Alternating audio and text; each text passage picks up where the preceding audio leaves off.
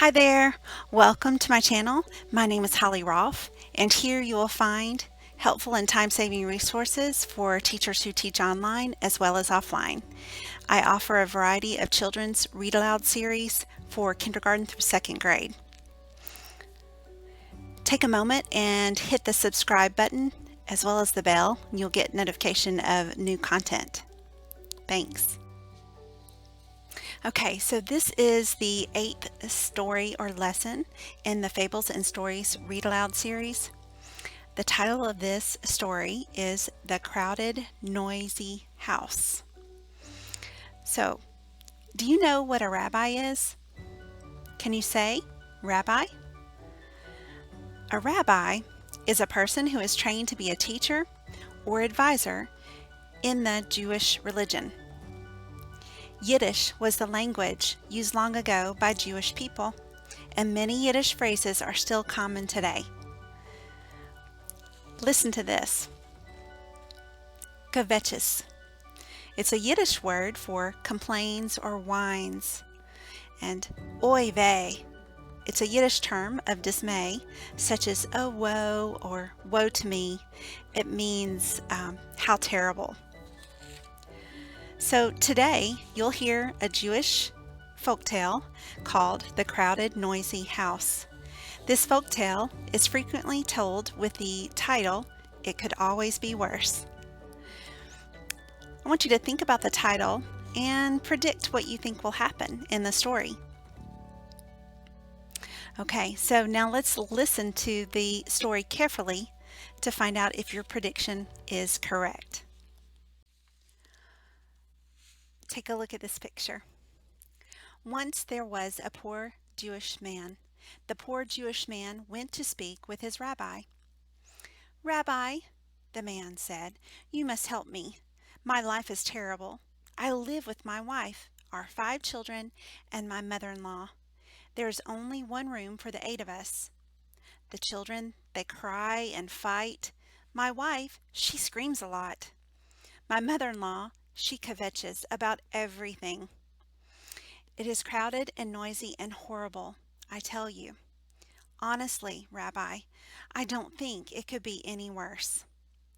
The rabbi rubbed his chin as he pondered the man's situation. "My son," he said, "if you will promise to do as I tell you, your life will get better. Will you promise?" "Yes, yes," said the man, "I promise." "Tell me," said the rabbi, "do you own any animals?" "Yes," said the man, "I have a goat." "Good," said the rabbi. "Go home and take the goat into your house. Let it eat and sleep with you for a few days." The man was stunned. Take the goat into the house? The rabbi's advice sounded like a crazy idea. But everyone knew the rabbi was a wise man, and so the poor man agreed to do what he said. He went home and led the goat into his house. 2 days later, the man went back to the rabbi. "Oy vey," he said, "I did as you said. I brought my goat into the house, but things are worse than ever before. The children, they cry and fight. My wife, she screams a lot. My mother-in-law, she kvetches about everything. The goat, she butts us with her head and knocks the dishes off the shelves. Help me, Rabbi. I don't think it could be any worse." The rabbi sat quietly for a moment. Then he asked the man, "Do you have any other animals?" "Yes," said the man, "I have a cow." "Good," said the rabbi. "Go home and take the cow into your house. Let it eat and sleep with you for a few days."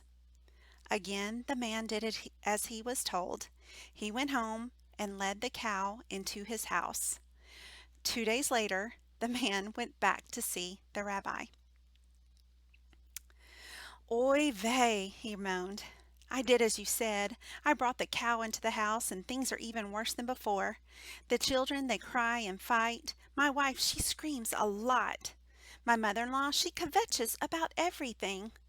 The goat, she butts us with her head and knocks the dishes off the shelves. The cow, she eats our clothing.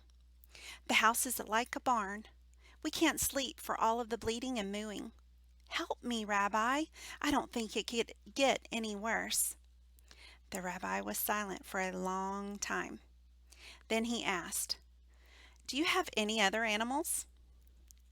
"Well," said the man, pausing, "I have a goose." "Perfect," said the rabbi. "Go home and take the goose into your house. Let it eat and sleep with you." 2 days later, the man went back to the rabbi. "Oy vey," he groaned. "Things are worse than ever. The children, they cry and fight. My wife, she screams a lot. My mother-in-law, she kvetches about everything. The goat, she butts us with her head and knocks the dishes off the shelves. The cow, she eats our clothing. The goose, he honks and poops on the floor.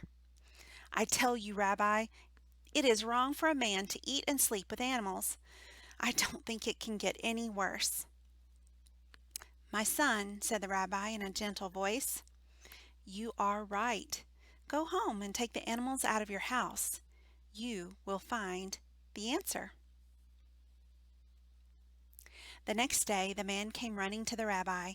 "Rabbi," he cried, his face beaming, "you have made my life sweet for me. Now that all the animals are outside, the house is so quiet, so roomy, and so clean. How wonderful!" All right, you guys, thank you for being here for this story. I hope you'll join me for the next one. See ya.